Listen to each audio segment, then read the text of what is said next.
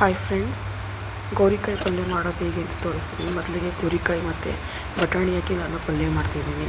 ಒಂದು ಕುಕ್ಕರ್ ಇಟ್ಟು ಅದಕ್ಕೆ ಸ್ವಲ್ಪ ಒಂದು ಲೋಟ ಆಗುವಷ್ಟು ನೀರನ್ನ ಹಾಕಿ ಸ್ವಲ್ಪ ಸಾಲ್ಟ್ ಹಾಕಿ ಅದಕ್ಕೆ ಕುಕ್ಕರಲ್ಲಿ ನಾನು ಬೇಯಲಿಕ್ಕೆ ಇಟ್ಟಿದ್ದೀನಿ. ಅದು ಬೇಯ್ತಾ ಇರುವಾಗಲೇ ಒಂದು ವಿಸಲ್ ಅಷ್ಟೇ ಸಾಕು, ಜಾಸ್ತಿ ವಿಸಲ್ ಬೇಕಾಗಲ್ಲ. ಯಾಕೆಂದರೆ ಬಟಾಣಿ ಹಾಕಿರೋದ್ರಿಂದ ತುಂಬ ಬೆಂದುಬಿಟ್ರೆ ಅದು ಸ್ವಲ್ಪ ಎಲ್ಲ ಮುದ್ದೆ ಥರ ಆಗಿಬಿಡುತ್ತೆ. ಸೊ ಹಾಗಾಗಿ ಒಂದೇ ವಿಸಲ್ಗೆ ಇಳಿಸ್ಕೋಣ. ನೆಕ್ಸ್ಟ್ ಒಂದು ಬಾಣಲೆ ಇಟ್ಟು ಅದರಲ್ಲಿ ಸ್ವಲ್ಪ ಎಣ್ಣೆ ಎಷ್ಟು ಬೇಕೋ ಅಷ್ಟು ನಾವು ಅಳತೆಗೆ ಹಾಕ್ಕೊಂಡು ಅದಾದಮೇಲೆ ನಾವು ಎಣ್ಣೆ ಕಾದಿದೆಯಾ ಅಂತ ನೋಡಿಬಿಟ್ಟು ಅದಕ್ಕೆ ಮೊದಲಿಗೆ ಫಸ್ಟು ಸಾಸಿವೆನ ನಾವು ಆ್ಯಡ್ ಮಾಡೋಣ. ಒಂದು ಸ್ವಲ್ಪ ಎಷ್ಟು ಬೇಕೋ ಅಷ್ಟು ಸಾಸಿವೆನ ಆ್ಯಡ್ ಮಾಡೋಣ.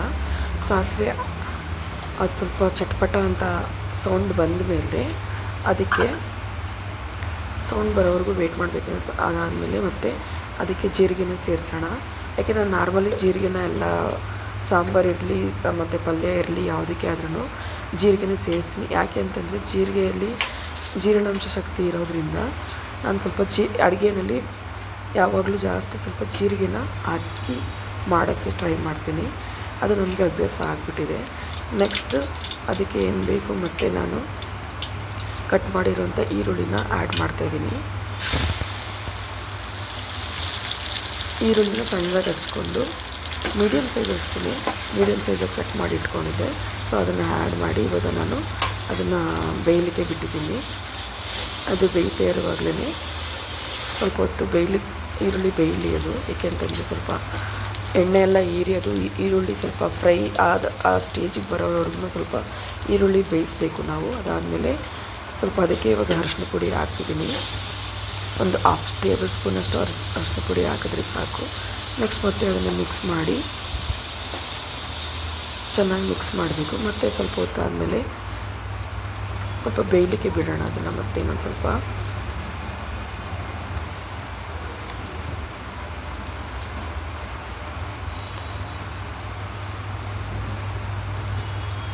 ನೋಡ್ತಾ ಇರ್ಬೋದು, ಸ್ವಲ್ಪ ಚೆನ್ನಾಗಿ ಬೇಯ್ತಾ ಇದೆ ಅದು ಇವಾಗ.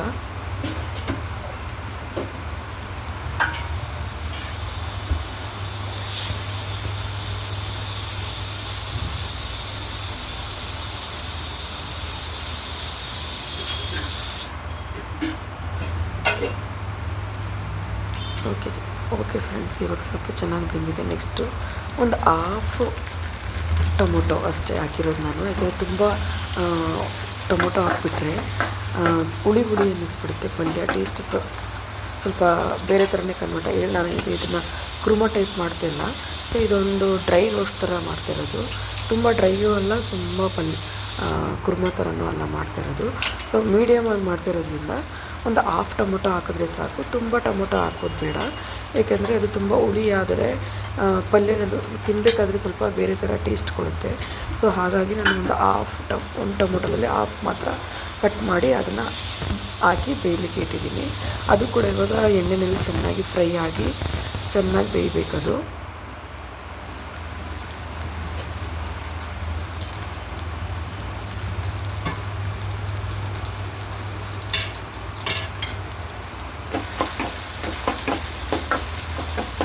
ಮತ್ತೆ ಕೈ ಆಡಿಸ್ತಾ ಇರಬೇಕು. ಏಕೆಂತಂದರೆ ಅದು ಕೆಳಗಡೆ ಎಣ್ಣೆ ಎಲ್ಲ ಇರಲಿಕ್ಕೆ ಸ್ವಲ್ಪ ಹೆಲ್ಪ್ ಆಗುತ್ತೆ. ಮತ್ತು ಅದೇನಾದರೂ ಕೆಳಗಡೆ ತಳ ಹಿಡಿತಾ ಇದ್ದರೆ ಗೊತ್ತಾಗುತ್ತೆ ನಮ್ಗೆ ಅವಾಗ ಅದಕ್ಕೆ ಅವಾಗವಾಗ ಸ್ವಲ್ಪ ಕೈ ಆಡಿಸ್ತಾ ಇರಬೇಕು. ಓಕೆ, ಇವಾಗ ಬೇಕಿದೆ ಫ್ರೆಂಡ್ಸ್. ಇವಾಗ ನಾವು ಕುಕ್ಕರಲ್ಲಿ ಏನು ಬೇಯಿಸ್ಕೊಂಡಿದ್ವಿ ಅದನ್ನು ಈಗ ಹಾಕ್ತಾಯಿದ್ದೀವಿ. ಗೋರಿಕಾಯಿ ಮತ್ತು ಬಟಾಣಿ. ನಾರ್ಮಲಿ ಎಲ್ಲರೂ ಬಟಾಣಿಗಿಂತ ನಮ್ಮ ಕಡೆ ಬಂದ್ಬಿಟ್ಟು ಮೈಸೂರು ಕಡೆ ಎಲ್ಲ ಬಂದ್ಬಿಟ್ಟು ಯಾವುದು ಹಸಿರು ಕಾಳನ್ನ ಹಾಕಿ ಗೋರಿಕಾಯಿ ಪಲ್ಯ ಮಾಡ್ತೀವಿ. ಆ್ಯಕ್ಚುಲಿ ಗೋರಿಕಾಯಿ ಪಲ್ಯ, ಗೋರಿಕಾಯಿ ಬಸ್ಸಾರು ಆ ಟೈಪ್ ಮಾಡಿ ತಿನ್ನೋದು ಜಾಸ್ತಿ. ಸೊ ಆ್ಯಕ್ಚುಲಿ ನಮ್ಮ ಮನೇಲಿ ಸ್ವಲ್ಪ ಹಸಿರು ಕಾಳಿಗಿಂತ ಬಟಾಣಿ ಅಂದರೆ ತುಂಬ ಇಷ್ಟಪಡ್ತಾರೆ ಮಕ್ಕಳು ಕೂಡ. ಸೊ ಹಾಗಾಗಿ ನಾನು ಬಟಾಣಿ ಹಾಕಿ ಟ್ರೈ ಮಾಡ್ತಾಯಿದ್ದೀನಿ, ಸ್ವಲ್ಪ ಡಿಫ್ರೆಂಟಾಗಿರಲಿ ಅಂತ. ಚೆನ್ನಾಗಿ ಬಂದಿದೆ.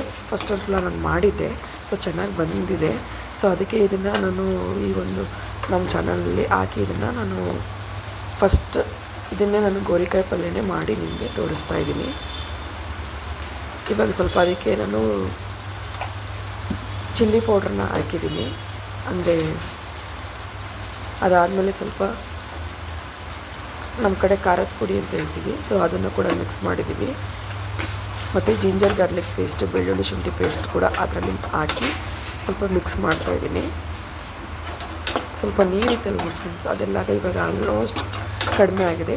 ಇನ್ನೊಂದು ಸ್ವಲ್ಪ ನೀರಿದೆ. ಇನ್ನು ಆ ಟೈಮಲ್ಲಿ ಇದನ್ನೆಲ್ಲ ನಾವೇನು ಮಸಾಲೆ ಹಾಕಬೇಕು ಲೈಟಾಗಿ ಅಷ್ಟೇ, ಎಲ್ಲ ಮಸಾಲೆ ಏನು ಅವಶ್ಯಕತೆ ಇಲ್ಲ. ಏನು ಬೇಕೋ ಅದಕ್ಕೆ ಮಾತ್ರ ಮಸಾಲೆ ಹಾಕಿ ಸ್ವಲ್ಪ ಹೊತ್ತು ಬಿಟ್ಟು, ಇನ್ನೊಂದು ಸ್ವಲ್ಪ ಹೊತ್ತು ಅದನ್ನು ಒಂದು 2-3 ಮಿನಿಟ್ಸ್ ಬಿಟ್ಟು ಆಫ್ ಮಾಡಿದ್ರೆ ತುಂಬ ಚೆನ್ನಾಗಾಗಿರುತ್ತೆ. ಮತ್ತು ಅದನ್ನು ಇನ್ನೊಂದು ಸ್ವಲ್ಪ ಮಿಕ್ಸ್ ಮಾಡ್ತಾಯಿದ್ದೀನಿ.